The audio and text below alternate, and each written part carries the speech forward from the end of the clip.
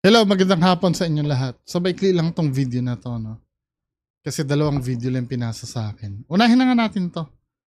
Ano ito?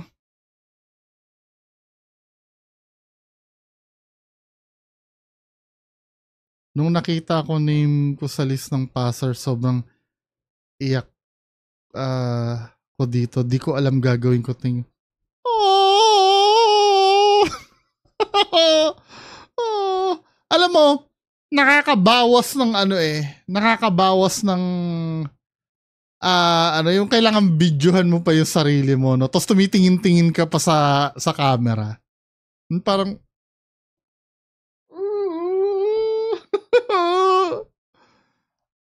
nakakabawas, pero tingin siya ng tingin sa camera, tinitingnan niya kung okay yung niya, yung itsura niya, di ba? O, tingin na naman siya sa camera, o.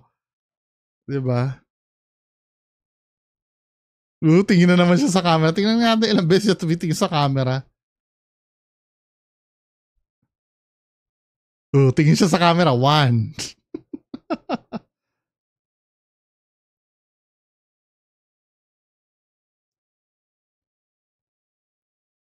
Tingin uli.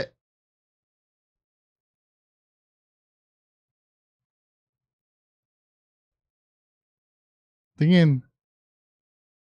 2.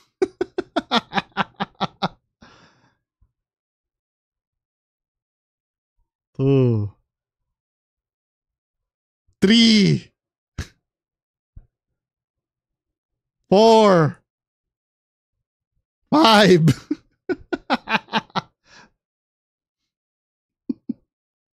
6.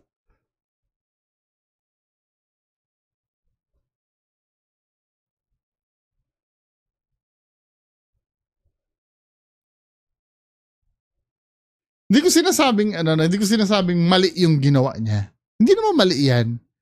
Kaya lang parang cringy kasi na i-video mo yung, okay lang sana kung ibang tao yung nagvi-video sa'yo, no? Tapos tinanong ka, Kuya, bakit ka umiiyak? Nakapasa po kasi ako sa, ano ba yun? Sa CLE. Diba? Ano yung CLE? Anyway, diba? Criminology. Kaya lang, syempre, yung video mo yung sarili mo, parang Hindi masama yung ginawa niya, wala namang masama. Kaya lang, hiningyan ako ng, ng opinion eh. Cringy kasi eh. Diba? Next. Anyway, dito na tayo sa main content. So, ito yung kabuuan, yung continuation nung pagpapagamot ni Awit. Kasi yung kay Awit, putol eh. Ang nangyayari kasi parang chinachap-chap ni Awit yung video niya. So ito, kay Manggagamox, no? In-upload. So ito yung papanoorin natin. Medyo buo ito eh. Actually buo yata ito. Aba nga, pero bakit mo ginanyan? Pinaparusahan mo. Shoutout sa inyo mga ka-guys. Nasa seryosong mission tayo ngayon. Pupunta kami sa Angono, Rizal. Pupuntahan natin si Awit Gamer. May napanood ako sa kanya. Ang sabi niya, may lumalabas daw sa tuhod niya. Hindi siya makalakad, di ba? May lumalabas daw sa tuhod niya na mga kristal. Ang lumalabas doon is asin. Asin yun, binabarang siya. No! Hindi mo naiintindihan yung sinabi ni Awit Gamer. Meron daw siyang kristal sa joints. Wala siyang sinasabi na lumalabas. Yung kristal na yon ay deposits yon. Di ba mataas ang uric acid ni Awit Gamer? Ito yon. Yung tinatawag na kristal, ito yan hanapin natin yung picture Kailangan may picture yun eh. Naipakita ko na yung picture dito before eh. Ito parang ganito yung nangyayari. Yung kristal ng gout. Kasi 'di ba mataas sa uric acid niya, ganyan 'yon. Hindi lumalabas. Nasa joint 'yon. Just imagine, nagkakaroon kasi ng deposits ng crystals diyan eh. Yung mga crystals kasi mukha siyang asin kasi matutulis. Matutulis siya. Na pagka igagalaw mo yan, yun na nagkukos ng sakit. Masakit yan pagka ginalaw mo kasi parang kakaskas yan eh. hindi barang. Ano ba naman itong ano na to? 'Di ba? Ano naman yung marami nagsabi sa akin fake daw itong manggagamot na to do sa unang video ko kasi parang content creator din daw yun eh. Pero ngayon ko napapatunayan na parang ang ano siya fake. Gusto ko sana siyang hindi i-discredit kasi malay mo syempre manggagamot no, sabihin na naman hindi natin alam yung ganyan ginagawa. Pero yung sinasabi niya dito hindi totoo yun. Sinasabi ni Awit Gamer, sinabi ng doktor sa kanya yon na meron siyang crystal deposits dun sa tuhod niya. Hindi sinabi lumalabas. May sinabi ba lumalabas? Wala namang ganun eh. Panoorin niyo yung video na yung una, sinabi niya lang may crystals dun sa paa niya tapos mataas ang uric acid niya. Saan yung lumalabas na crystal dyan? Dito. Saan may video ka na? Wala nga, hindi na namin ito. Hindi ka makalakad? Kung pansinin mo yan, ito mga... Ito lang yung masakit. Pag ginawa ka masakit. Parehas siya masakit. Ito lang hindi lumala, ito lang. Tsaka isa pa, na-diagnose ka na eh, na meron kang ganon. May mataas ang uric acid mo, may result ka na eh. May findings ka na sa doktor eh. At the same time, aminado ka na hindi ka nagtutubig at puro coke lang ang iniinom mo, di ba? Aminado ka sa lifestyle mo eh. Tapos, ano ba? Nakasakit? Nakakain siya na may karga siya to, no? Parang may bloated ba siya? Takot ka? Nakatakot eh. Hindi, ito. Wala naman. Takot ka? Baka ma-updi eh. May nakasampa na sa'yo eh. Hindi ma-updi yung kamay mo eh. Hindi ako nagbibiro. Kinakutan ako sa nangyayari. Sa asawa mo, wala. Ginanong ko. Ano yung dibdib ko? Hindi, doon ka ninervyos ka lang. Hindi. Sa'yo lang. Hindi, guys, seryoso to. Hindi. So napanood na natin itong part na to. Doon tayo sa may bandang matatapos na ano. May pinakain ba kayo dyan? Pinakain kayo? May pinakain kayo? Wait, dito tayo sa habang ginagamot siya. Hina, 3 pa kayo. Taka na, 15 nga, sabay-sabay pinatay ko eh. Kayo pa 3 lang. Max! Ginawa ko lang to. Ginawa? Mayabang siya. Mayabang nga, pero bakit mo ginanyan? Pinaparusahan mo. Alam mo ba'y kamamatay niyan? O yung pangalawang mahina, pasok. Ilan taong ka? 29. 29? Ano pangalan mo? Parehas kami ng observation ni Sir Nick Banayo. Yeah, medyo duda din siya doon sa yung mahina, malakas. Kasi syempre aaminin mo ba sa let's say 3 tayo mangkukulam aaminin mo ba ako yung pinakamahina? Siya yung pinakamalakas? 'Di ba? Sino yung pinakamahina? Ako. Papayag ka ba noon? Doon pa lang ka-bullshitan na eh. Kilala ka? Tangina nyo? O yung pinakamahina, pasok. Kaya pangalan mo? 41. Tao ba kayo? Parang diwede, late ng boses mo eh. Ito, alamang dagat to. Iso kami nilagay nyo dyan. Pinakain kayo rito? May pinakain ba kayo dyan? Pinakain kayo? Paano may papakainin kay Awit sa online nga nakilala? Di ba tinanong mo na yan? Saan nyo na sa online? Tapos sabihin mo may pinakain ba kayo? Paano may papakainin online? Ano ba? May pinakain kayo? O wag mong igitin niya, puputulin ko yan. Bisa mo. Kailangan di ka masaktan dito pagkatapos yan. Ha? Sa tingin mo, papatawarin kayo ng Panginoon? Ha? Humingi ka ng tawad ngayon sa Panginoon. 3 kayo, sabay-sabay tawad.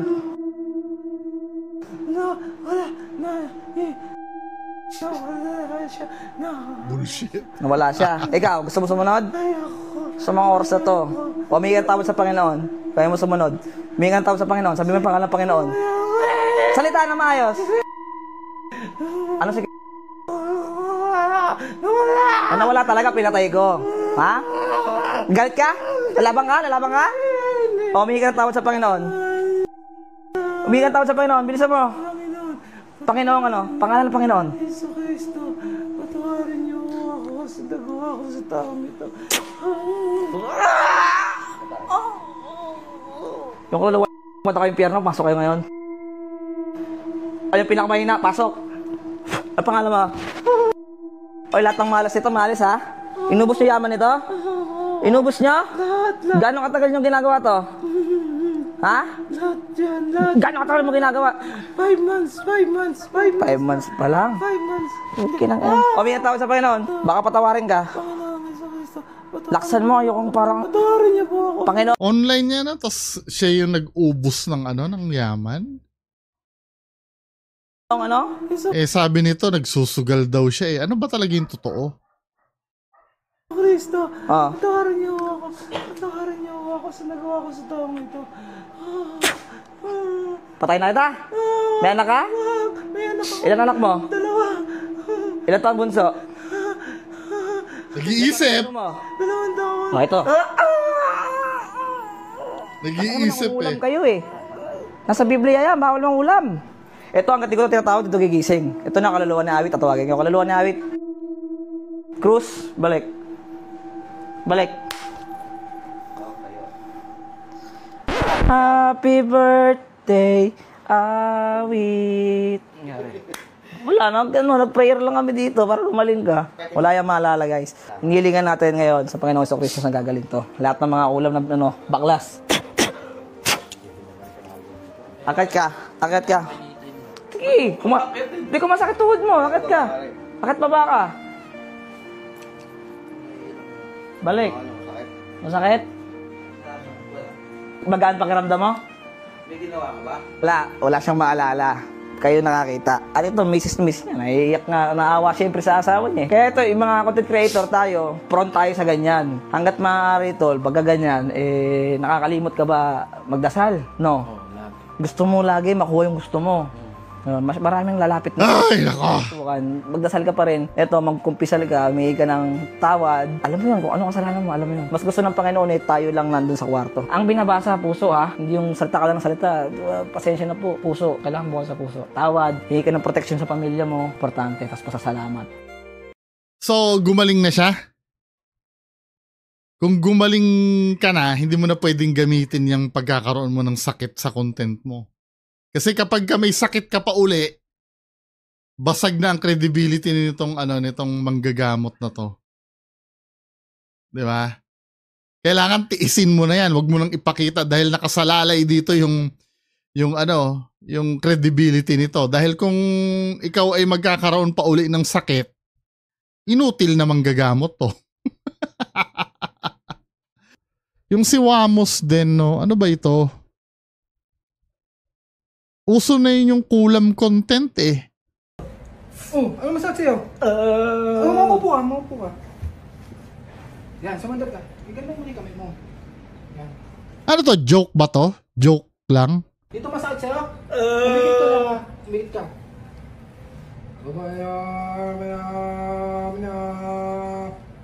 Parody ito. Ano sabi sa comment section?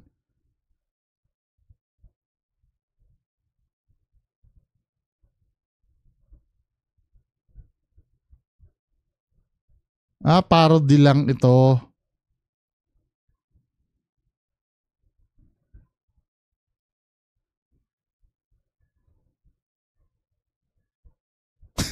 Sabi nga, bakit si Wamos daw nakakatawa, pero si Awit nakakabwisit? Taas mo yung kamay mo. Pero muna tayo. Okay ka na? Isa pa ka, Pir. Okay ka na? Wala pa rin. Sige, ganyan ka muna ha. Maayos ka. Sana kita.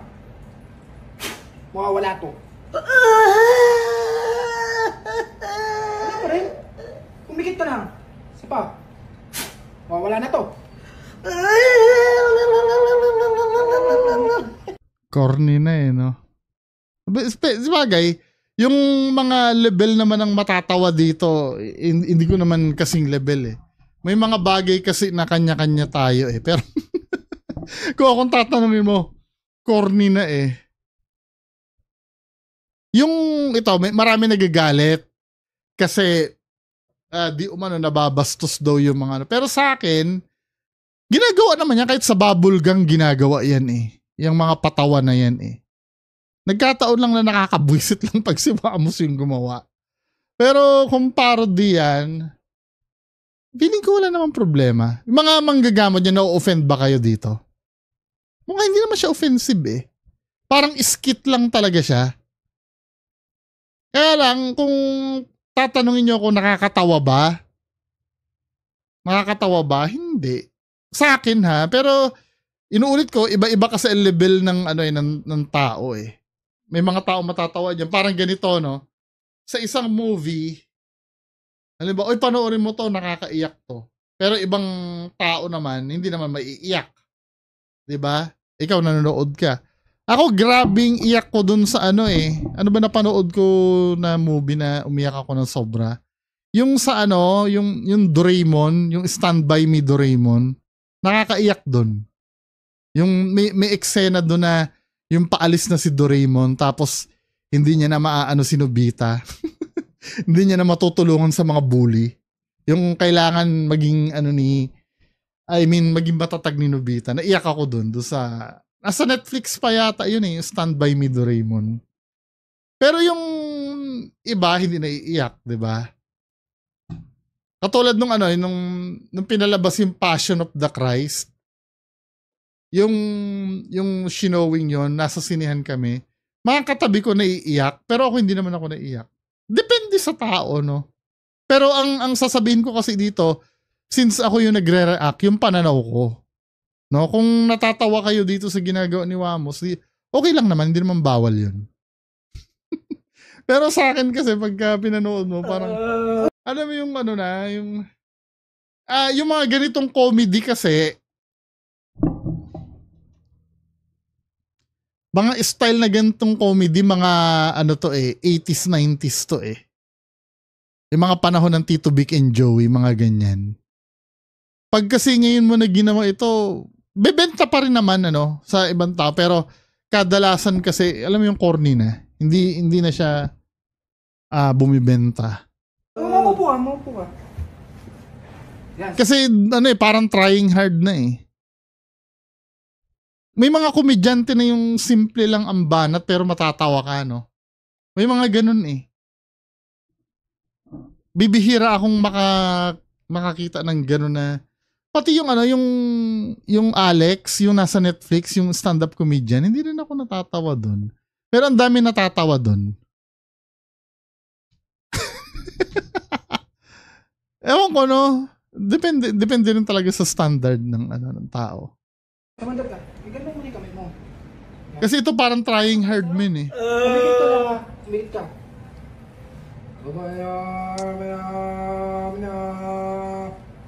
Taas mo yung kamay mo. Peer muna tayo. Okay ka na? Isa pa ka, peer. Okay ka na? Wala pa rin. Sige. Ganyan ka muna ha. Mais ka. Sana kita. Mawawala to. Wala pa rin. Umikit ka lang. Isa pa. Mawawala na to.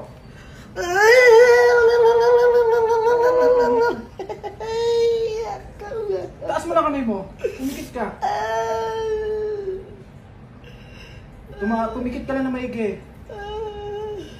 Sino ka ba? Bakit pinaglalaro mo tong taong to? Ang gwapo kasi. Ang pogi. Umalis ka sa kanyang katawan. Ayoko. Bakit? Gwapo eh. Gwapo. Parang special child naman to. Upo ka lang. Ka na masakay sa tuhod?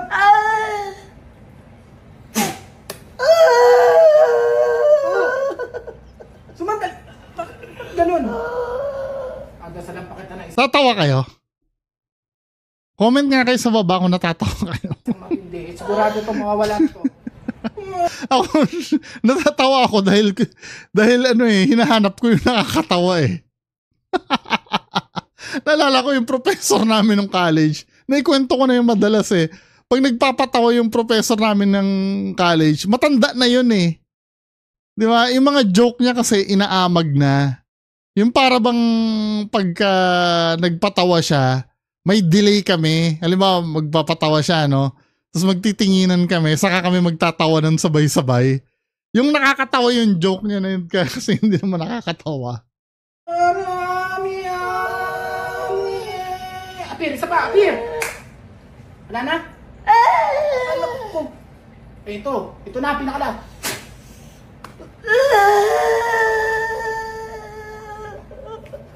Ano nangyayari sa'yo? Ala, umupuha ka! Magal ka!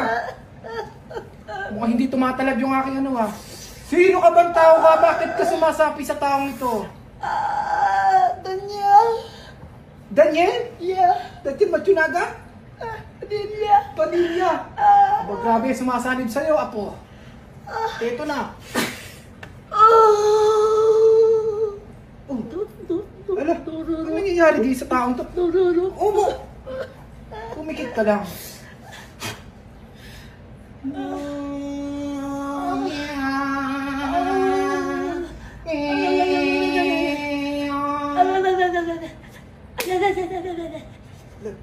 Nawala na?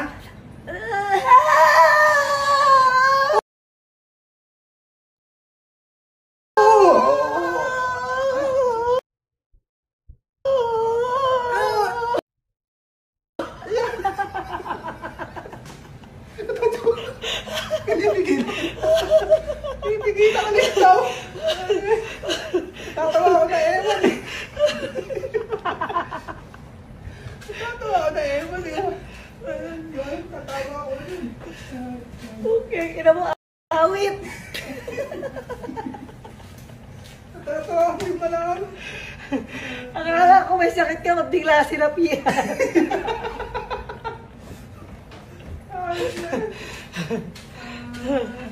Ay, tabata at wala naman tinong ginawa sa buhay.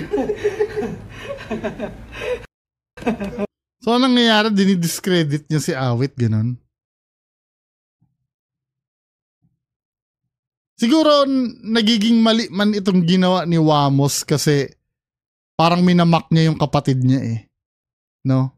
Which is, hindi ko naman sinasabing pinagtatanggol ko si Awit Gamer. Parang, lalo niyang pinalilitaw na walang kwenta yung ginagawa doon sa kapatid niya. No, kasi tinatawanan niya parang sinasabi niya sa mga tao na nagdadrama din yung kapatid niya, parang ganun. Kasi kung let's say halimbawa totoo yung sakit na nararanasan ng kapatid mo, hindi mo lulukuhin ng ganyan eh.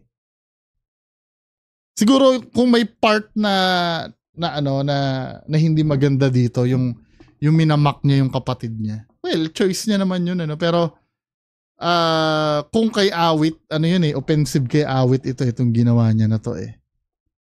Well, yan lang naman tingin ko kasi itong ginagawa niya na to para sa akin, hindi ako pwede magsalita para sa ibang manggagamot na na-offend. Sa akin, ito ay parody lang naman kasi ito. Ginagawa ito ng bubblegang eh. At ng mga ibang comedy na Pero, ang naging masama, katulad nga na sinabi ko, ang naging masama dito sa eksena na to, parang minamak niya lang yung nangyari doon sa kapatid niya.